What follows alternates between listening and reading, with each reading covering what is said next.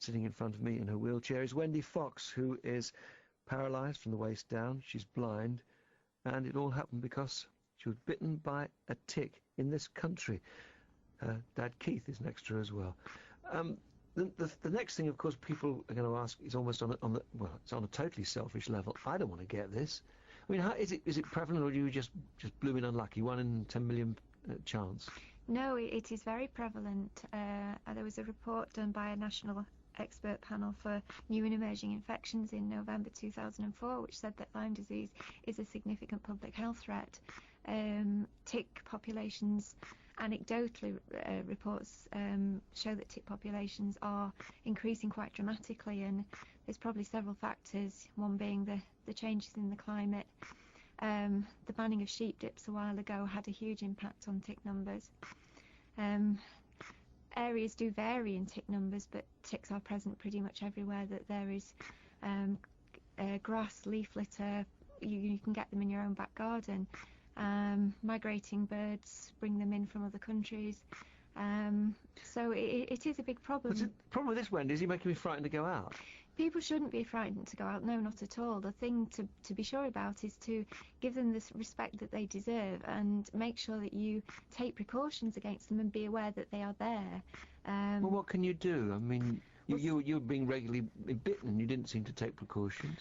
No, because I didn't know anything about I knew about ticks, but I didn't know at the time that we had infected ticks in this country, and it wasn't something that concerned me.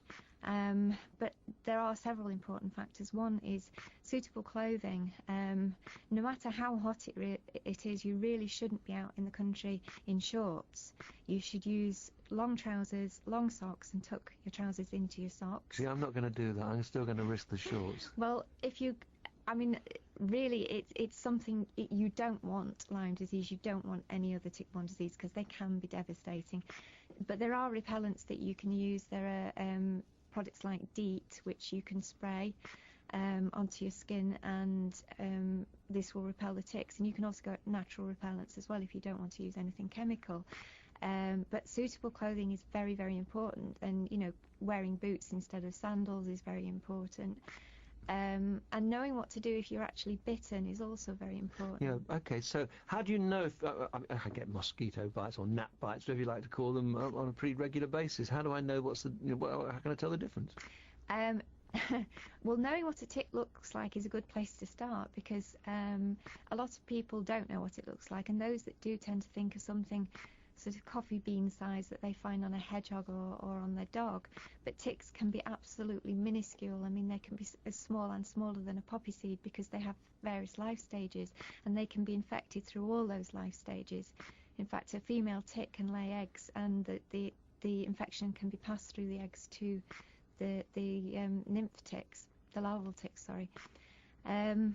So they look like a tiny spider-like insect. In fact, when they're really small, they look like a freckle or a tiny, tiny mole. They really are as small as a full stop when they're in their nymphal and larval stages.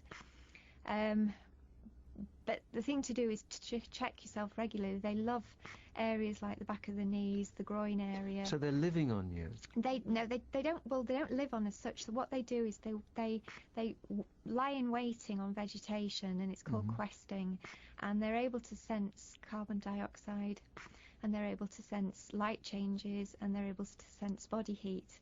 And as soon as something passes by, they latch on, because they've got hooks on their legs, and they latch on, and then they'll look for a suitable feeding site, and usually where it's quite protected, so that's why they like to go into sort of the groin and back of knee area. And then what they do is they cement themselves in. They actually dig it. They've got a little cutting tool, and they actually make a hole and cement themselves in with saliva, and then they start to feed. And it's during the feeding process and actually the biting process that infections can be transmitted. But removing the tick as well, if you cause the tick to be stressed in any way, it can cause it to regurgitate the blood meal that it's taken, and this can also cause infection to pass on to you. The old system, you just burn it off with a cigarette, didn't you? That is the worst thing you can do, and that's exactly how I used to take them off myself.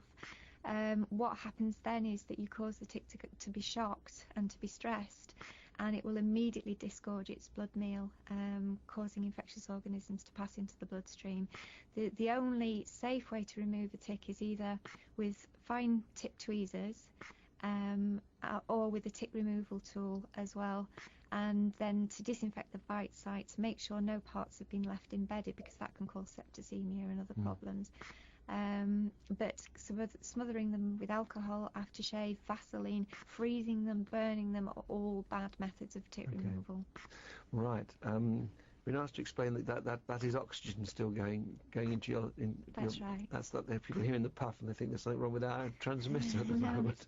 My oxygen. Now, we have on the line, we have Cyril Mundy from Rainworth. Hello, Cyril. Good morning. Cyril, I understand you've also had Lyme disease. I still have it. You still have it? Yes. What's your story? Well, I was working for the Forestry Commission in Clipstone Forest, what they now call Sherwood Pines. And I was cutting trees down there in about 1994. And I had a really bad bite on my left arm with a swelling and what I called at the time a rosy apple rash. And it didn't hurt. It got a bit warm for a few days, and I just carried on working and forgot all about it. Except I started to get flu-like symptoms on a regular basis, where I'd be laid in the house, couldn't move, couldn't get off the chair, couldn't do anything. And that went on for 2 or 3 years, in fact. Nothing significant other than that. But in 1997, I had a really bad pain in my right leg. I went to see the doctor. It moved into the right knee, and then the right shoulder, and then the left knee. And of course, all this time, I was still suffering from fatigue, muscular weakness, and loss of energy. And the only thing I got from the doctor was painkillers for arthritis in my knees. And for the next year or so, I had jaw infections, ear infections, and so on, and fatigue all the time. What's the latest situation for you? Well, after about 4 years of treatment for arthritis with my local GP, the Forestry Commission sent me one of their yearly journals.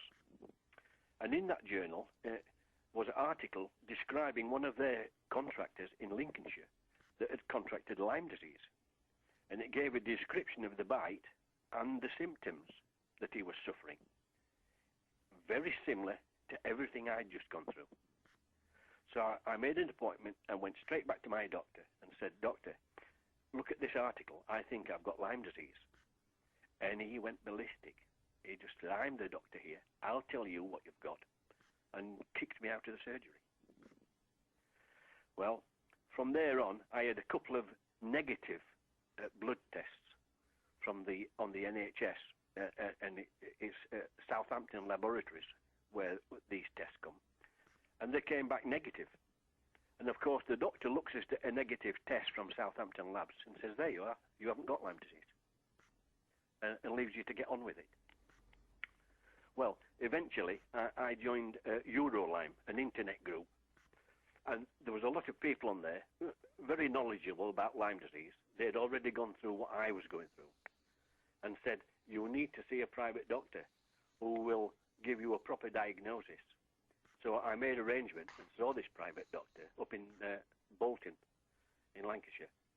And he took a blood sample from me, put it under his microscope, and he has a monitor at the side of this microscope, and you can see the Borrelia swimming around in the blood. So after almost 8 years or more of undiagnosed, untreated borreliosis,